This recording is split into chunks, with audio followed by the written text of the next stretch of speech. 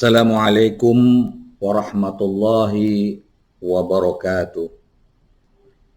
Cik-cik, puan-puan, sahabat budiman yang inspiratif. Jumpa lagi bersama Kata Aha, Abu Hanifah Official, yang khusus menyajikan materi-materi inspiratif dan faktual yang berasal dari berbagai aspek kehidupan dan semoga menjadi pelajaran berharga buat kita bersama. Pada episode kali ini, khusus untuk mengingatkan kita bersama bahwa sepanjang tahun 2021, tingkat kemiskinan semakin merata. Entah sampai kapan kita mampu keluar dari lingkaran setan ini. Lingkaran kemiskinan yang terus-menerus melilit bangsa dan rakyat dan negeri yang kita cintai ini. Refleksi ini semata-mata hendak menyadarkan kita bersama bahwa perjuangan semakin berat. Upaya harus lebih maksimal dan agar kemiskinan semakin menghilang dari bumi pertiwi. Sahabat budiman yang kami cintai, selanjutnya kami ingin mengajak kita mencermati tentang kemiskinan yang meningkat di negeri kita ini. Sungguh ironi dan memprihatinkan. Kemiskinan terus meningkat dan sejalan dengan kasus korupsi yang terus merajalela. Berdasarkan rilis BPS pada Juli 2021, angka kemiskinan kita mencapai 10,24%. Sama saja dengan jumlah 27,54 juta warga miskin yang ada di negeri yang kita cintai ini.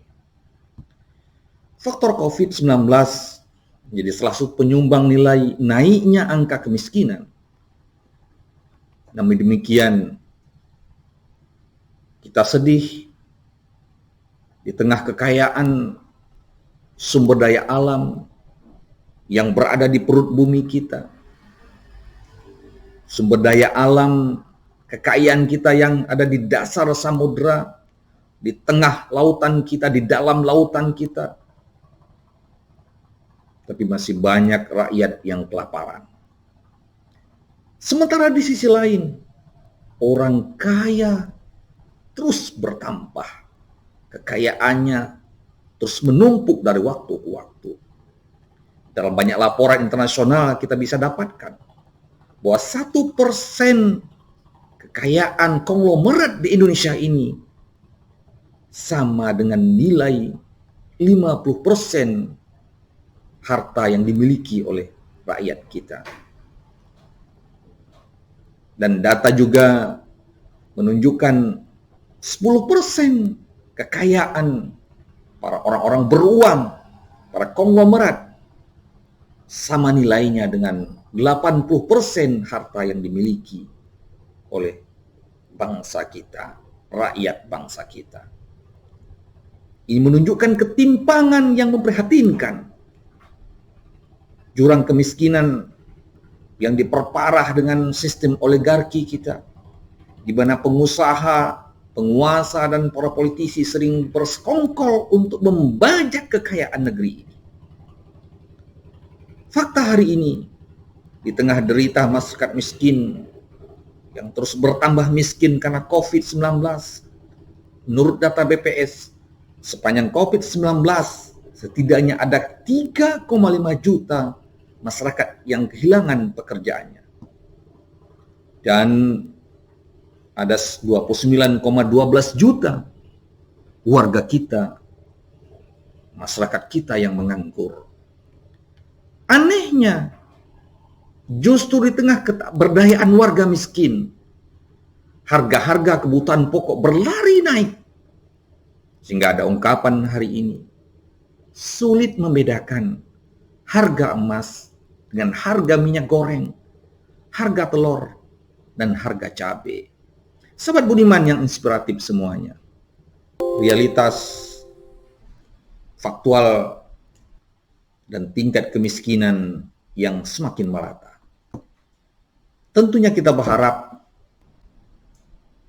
negara juga harus mampu bertanggung jawab untuk terus-menerus menekan laju kemiskinan dan ketimpangan ekonomi yang semakin mengkhawatirkan. Jangan justru terus dibiarkan segelintir orang menguasai lebih dari separuh sumber daya kekayaan bangsa kita. Sudah waktunya kita kembali pada prinsip ekonomi Pancasila dan Undang-Undang Dasar 1945. Bahwa ekonomi kita memegang teguh prinsip kekeluargaan, bukan individualistik dan kapitalistik. Prinsip demokrasi, bukan otokrasi atau bahkan otoriter. Dan prinsip fundamental bahwa seluruh sumber daya alam, kekayaan negara harus dikuasai sepenuhnya oleh negara dan digunakan sepenuhnya untuk kesejahteraan rakyat. Bukan justru prinsip sebaliknya. Seluruh kekayaan negara dikuasai oleh oligarki dan segelintir orang yang digunakan sepenuhnya untuk penderitaan rakyat. Semoga ini menjadi renungan kita bersama di awal tahun ini. Sampai jumpa di episode mendatang. Wassalamualaikum warahmatullahi wabarakatuh.